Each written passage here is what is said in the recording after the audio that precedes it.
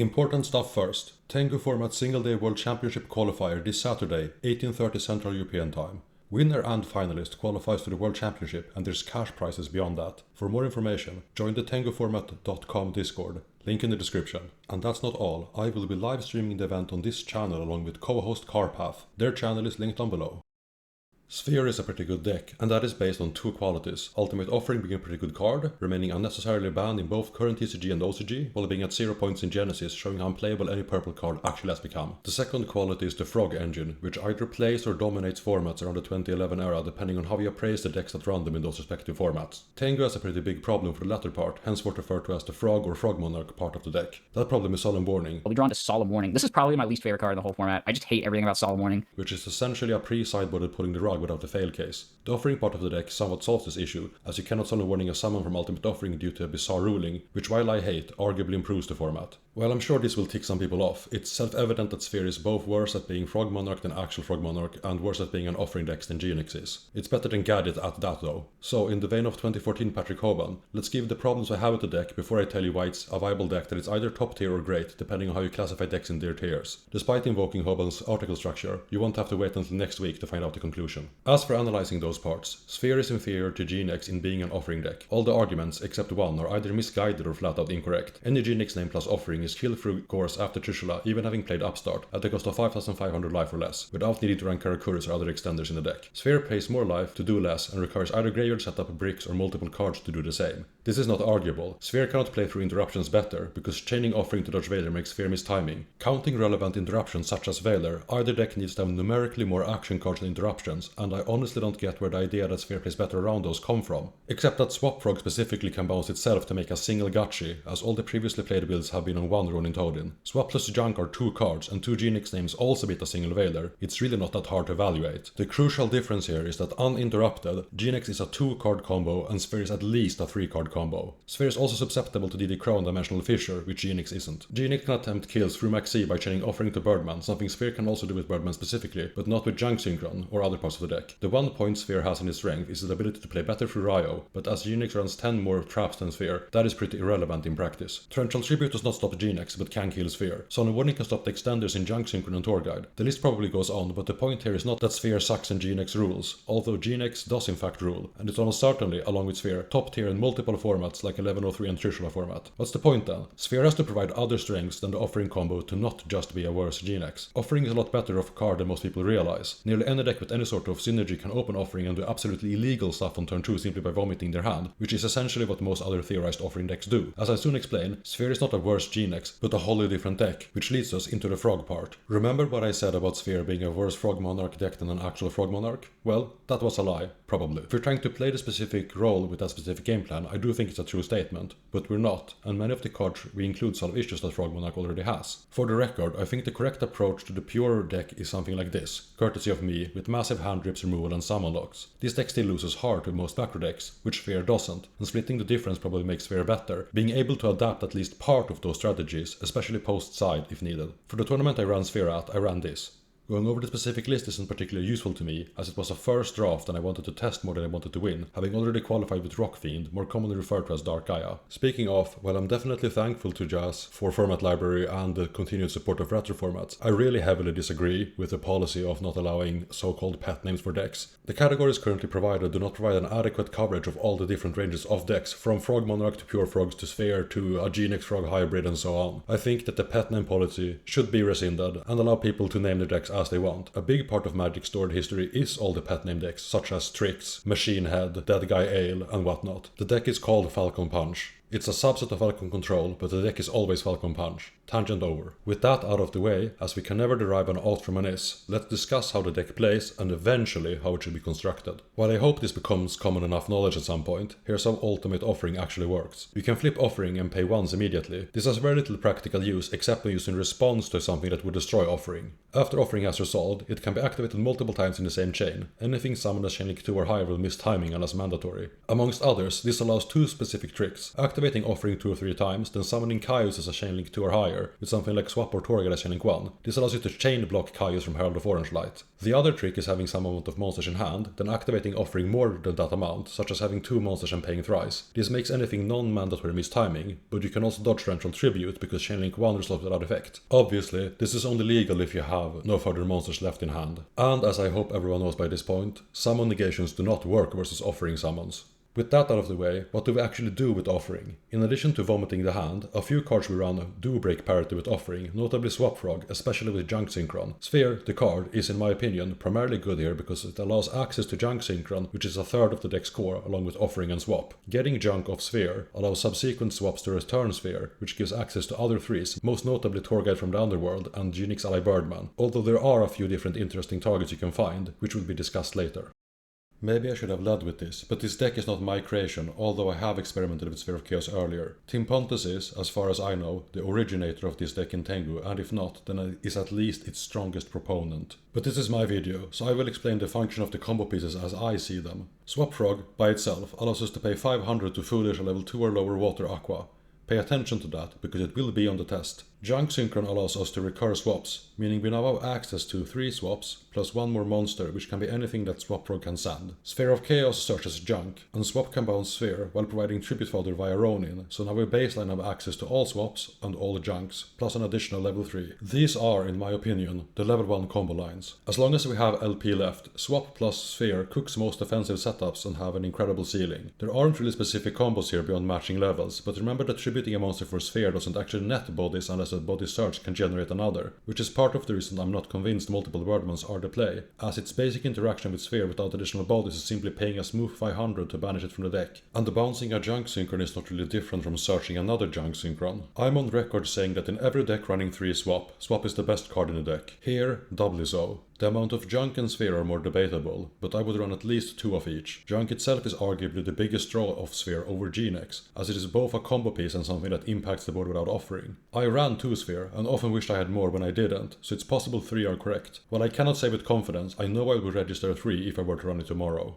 This leads nicely into the other overpowered level 3 Sphere target, and you know it, it's Torguide. Every good Tengu deck either uses Torguide above rate, or at least potentially punishes opposing Torguide use. Brionac lines with Junk Swap Tribune or something else allows a tribute or an additional tuner to convert Sangan, fueling further extensions. Sphere can obviously also search Sangan raw, which has some advantages, mostly for zone management. This interaction also allows some pretty silly things, which while mostly not competitive, nevertheless are possible. These cards are how you combo with Offering, and that's basically it. The majority of the remaining slots in the deck should be focused on bolstering the advantage this deck provides over Genex, which is playing without Offering. Even when selecting cards with that goal in mind, special considerations should be given to cards that get additional strings when combined with Offering, with prominent examples being Effect Veiler, Enemy Controller and Caius the Shadow Monarch. These cards scale up with which monsters you control and your access to extra summons, but don't require Ultimate Offering itself to actually do work. Depending on the exact configuration of non-engine, Envoy and Chaos Sorcerers can be included. Dark-Armed Dragon is pretty core for this deck in my opinion. None of the staples are particularly noteworthy here, which leaves the deck looking something like this. And with that I can't hold back anymore. Let's discuss some weird combo cards, from least to most meme-worthy, or something along those lines.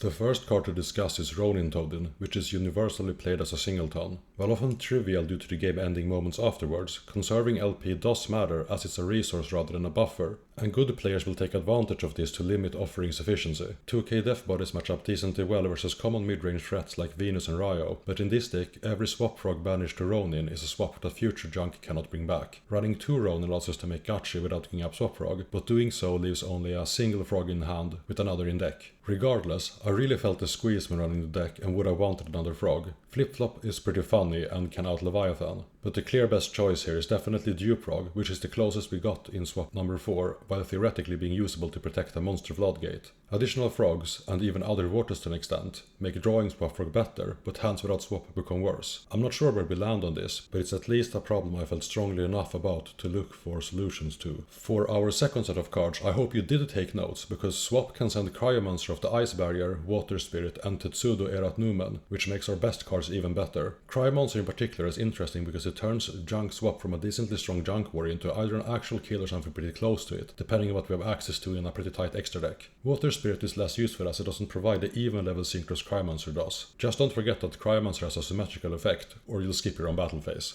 Tetsudo is a highly searchable way to either lock the opponent out or attempt kills through gores, but as the Cryomancer combos show, that part should already be covered, and neither works versus Tragedia. There's also other potential targets like Trade Toad, but I haven't done any experimentation with anything beyond Tetsudo and Cryomancer. The astute among you may have noticed that these cards are not directly searchable by Sphere, which is true. The Swap Junk engine is really what makes the deck tick to me, but there is another way, beyond running more dupes or specifically going Sphere for a direct or indirect Sanga with another extender, to bridge Sphere into Swap Frog, which is what actually made me interested in trying the deck, and that card is GNX Undyne. By sending Swap and adding controller, Brynok or Drew can be made to reuse Sphere and get access to Junk, making Sphere the Mondo combo card rather than the auxiliary extender it is without those two cards. Of course this carries the risk of drawing either piece, but drawing controller doesn't actually change much as the same line can be done by searching Sangan for swap instead. Undyne adds an additional Ryo pain point, which isn't really what the deck wants, but unless there's a spicy take I missed I can't find any other way to make Sphere over a blank actually continue playing. Undyne itself is also a pretty decent substitute for swap and makes Allure even easier to include, while also having great synergy with Aoi, one of the best cards, inside if not main, for any deck that can support it.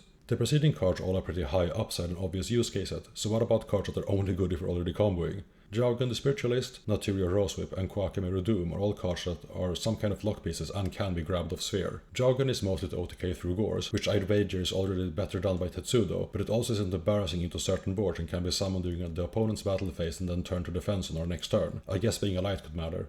Rosewhip is an additional tuner which is decent and can potentially nullify back rows or make a comeback impossible. Not sure about this one, but I did consider it, so why not share? Kwakimeru Doom might seem pretty counterintuitive at first, but it scales with the amount of Birdmans in deck and allows us to do tricky plays around Veiler or bounce everything else with Birdman before replaying our hand. This is more effective in offering decks where the majority of the searchers aren't light or dark or the deck baseline wants multiple Birdman, but since every deck should have more than one non-TGO target anyway, this one fits the bill. Looking down further on the list of commonly played threes, we see 2 out of the 4 or 5 parts of the plant engine, with Sphere being able to access Lonefair Blossom or Dandelion. I do not think there's much more to say other than that adding additional normal summons on power level just because they have potential utility is not really where the deck wants to be. Little Swordsman of Ale is the opposite of that, having a few small niches in addition to being searchable by reinforcement of the army, providing at least theoretical kills since Junk Swap costs 500 to add 700. It's a water for Aoi and swap, and the most searchable way to make Soul Exchange live in case a target for that is needed. But obviously, the real reason to run it without sugarcoating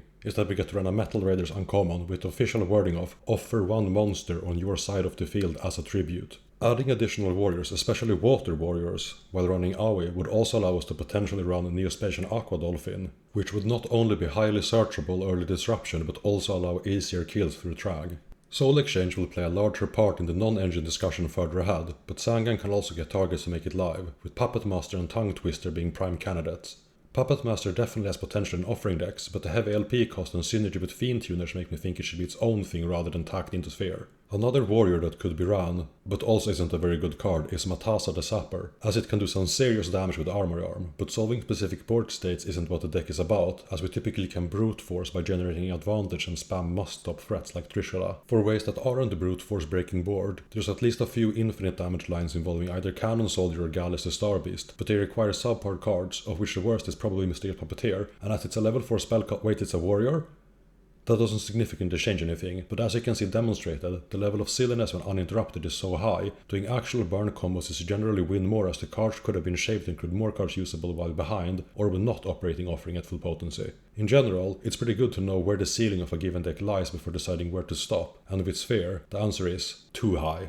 There's at least one sure kill combo that doesn't require Puppeteer, but it relies on the opponent cooperating with us. Kwakimeru Doom, GNX Ally Birdman, and Mist Valley Thunderbird gives infinite summons with hand trap insulation, allowing us to deck out someone who used Maxi. Unlike the other kills, this one only really requires Thunderbird as a bad card, but since it requires the opponent to draw and use a specific card, it's reserved for gamblers or pros, in my mind. Sphere can also search into RGNX Magma, giving access to additional bodies depending on how many names we choose to include. Without Triple Birdman, which as stated I do not think the deck really wants, I see little point in including these cards. For our final over-the-top combo, Sphere can search King of the Swamp, Hexil Fusions and some of the best fusion materials like Mario Kotai. With Light and Darkness Dragon, a pretty strong board can be made, but even without it we can make stuff like Dark Bolted the Terrible, with the problem that our already taxed LP will generally be insufficient to actually make good use of it, so this is mentioned more for completion's sake than as an actual suggestion, clearly unlike hitters such as Matasa the Sapper or Little Swordsman of Ale. While I don't have much to say about him, I guess you could run Warlock of the Ice Barrier or Hedgeguard, play enough games and eventually you'll find a situation situation where they come up, I guess. There's so many cards that can be extenders or checks in differing combo lines, but I've covered that to me most essential to consider, along with way too many bad ones. And that leads us into the Frog Monarch part of the deck, which will mercifully be shorter. What we want out of this side of the deck is cards that work well without offering, while simultaneously gaining ceiling with it. The most obvious example here is Caius the Shadow Monarch, which mostly is choose to run in some capacity. Out of all monarchs, this one is obviously the one with the highest general power level, and in this deck it gains additional strength from being dark as well as being a 6, allowing Birdman or Controller to make Locomotion RG units with it.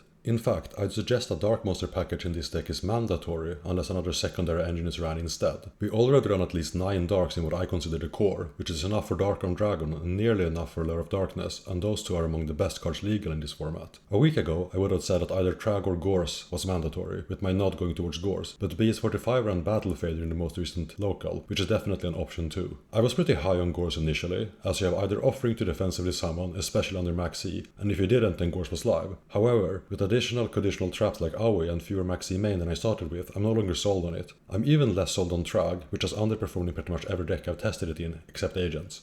Regardless of which battle hand traps you choose, the Radical Roach itself is something really good here. Max E enables early junk when we have no swap. Obviously, being a level 2 means something with Run and Toad in the deck too. Another commonly played card that fits those criteria is Enemy Controller, which not only plays with Treeborn and Ronin, but also allows occasional Veiler dodges and makes offering kills more resilient. Compared to many others, I'm not that big of a fan of Econ, but I missed it often enough when running it as a singleton. 2 copies are probably correct. So, with Darkron being good, what about Envoy, which I said earlier was a possible inclusion? Well, as I said myself way earlier in a different video, splashing lights for Envoy in general is something I'm not a fan of. Veiler itself is a good card, but at least empirically, it does not need to be in the 55 on power level. I personally like Veilers in 2 kinds of decks. When it's backing up a big body like Scrap Dragon, or when all traits of it are good, like in Catsif where the attribute level and tuner status are all relevant. In theory, offering allows Veiler to be a mediocre extender while being an interruption without it, which is valuable, but in practice it being level 1 is a pretty big negative as most bodies are level 2 or 3. Even with Caius or Sphere you want a 3 or 2, respectively, to convert into Trishula. Tim Pontus suggested running Genix Power Planner as an additional light, but at that point why not run a Genix line, and at that point why are we on Frogs, etc. until it's no longer the same deck. I will say planners become a lot better with the discovery of how good Undyne is, so it's not 100% a dud. I'm still not splashing for Envoy, and if you want to win, I do not think you should do that either. Then there's of course the staples, and I don't have much to say. The big 4 limited spells are good, and Dash Shoot is the best card. I know some people did drop Mind Control, as it's often awkward with Sphere and Caius, and there's rarely level 2s for Gachis to steal. It's definitely the most droppable one. Heavy Storm has in practice also been a bit sketchy, but without it we'd need to run more discard traps or Typhoon's main, and Storm would still need to be in the side. In my mind, being able to run Storm is another draw for Sphere over Genex. I think Allure is core here too,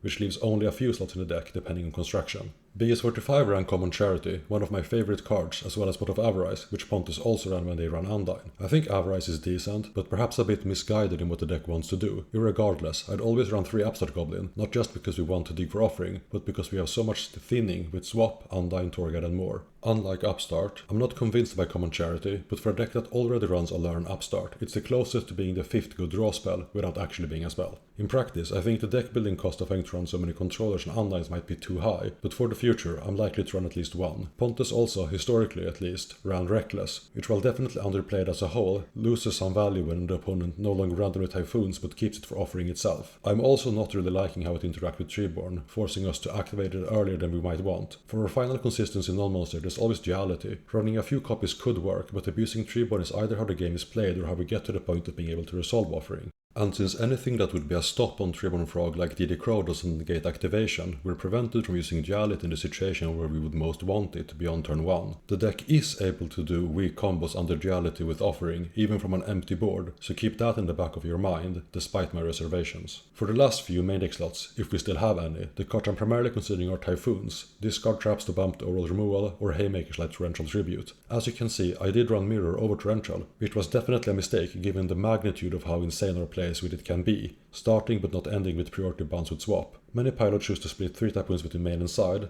but I'd probably go with 2, then running discard traps for the rest to answer opposing floodgates regardless of them being monsters or in the back row. I did actually run 1 Typhoon main with 2 in the side as you can see, but I'm trying to save you from making the same mistakes I did. Especially game 1, we want a good mix of removal with Caius, Econ and discard traps to not be fully locked out by anything, and in my mind the biggest draw to Typhoon is specifically Royal Decree. Now, with this lengthy main deck yapping out of the way, this is something something like how I would run a deck now, with the caveat that I'm still clueless as to how the side deck should actually be constructed and if the Soul Exchange side deck plan is real or fake. The general pointers for side should be some amount of back row removal, out to opposing Dyna and Vanity's Fiend, our own Fiends or Jaugen, and Water Arts if not maining them. If you believe in Soul Exchange, I would run a Sangan target, if not Ale, which is both that plus a Sphere target. Good options for removal include delimited traps, discard traps, creature swap, and good stuff removal. I've been considering a pivot where we remove most offerings to play more to the ground, but the better the deck is at doing the offering thing, the harder it is to justify changing that game too, and unless we run removal that doesn't get end phase Typhoon, we're not really dodging their side deck either. The level 3 monster stealers, Puppet Plant, Electric Virus, and Marionette Might, okay, maybe not Might, are pretty absurd if they resolve with follow-up, and while them being searched by Sphere is probably bait, I still want to try to make them work. Beyond deciding generally useful cards like Crow and Veiler, Galatino did put a Mobius on my radar, with the primary purpose of it being summonable over frogs versus both Ghost and Rivalry, which if nothing else is neat. Obviously Jinso, Teva, and Light and Darkness Dragon along with other conditional tribute summons are considerations, especially if bringing Soul Exchange. So, what's my hesitation against Soul Exchange? It has been everything between game-winning top to game-losing brick, and with no substitute in the format it's less consistent than we would like. Maybe there's some cool cards we could try to run to increase the number of things Soul Exchange can be used for, but until then, I honestly think it's too bricky to run really. But if that's the case, why do I run it? Well, because there's nothing else that does what it does at even a remotely similar power level. You might point to Econ, but they play so differently despite the surface level similarity. In the future, I think the side will become much stronger than the currently rough side plans I've seen. No shade to the other pilots, but I am as unconvinced by their side deck choices as I am by my own. That leaves the extra deck, and beyond the common staples or obvious inclusions, my flex spots are second Armory Arm, Duloran, Librarian, and second Gachi. Extra deck construction having such defined limits is probably my favorite part of Tengu format deck building, as we could reasonably run Junk Destroyer, Mistworm, second Catastor, rank 5, Decisive Armor, or much more.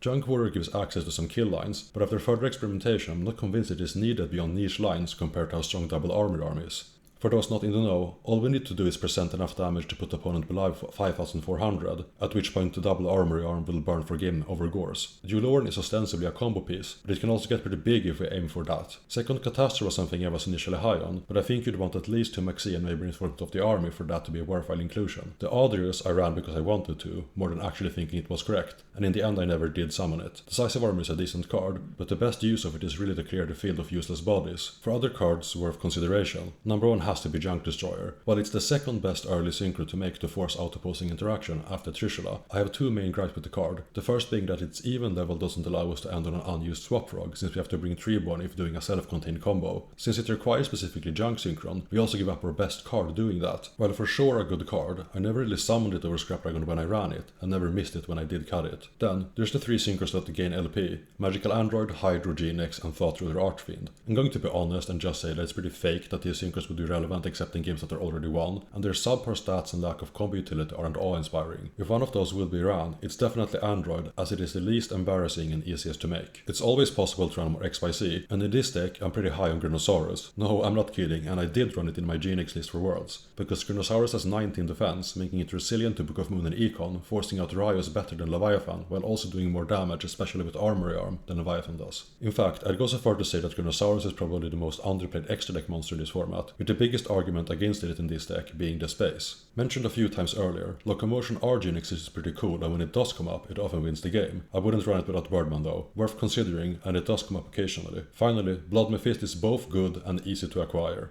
Some pilots have been running Darken Dragon. I don't really see the point. Scrap Dragon is better most of the time, especially with how many useless or extra bodies we have. So, in the end, this is the deck I would run if I had to register Sphere tomorrow. I'm not at all satisfied with this list. I want 1 Birdman main, as well as Wing Blast and Torrential. I want a Jaugen somewhere, Crow in the side, and a better plan than Floodgate Turbo versus Agents. But that is part of the draw of this deck. It's extremely fun, flexible, and far from being anything close to solved. So in essence, I think this is the correct meme.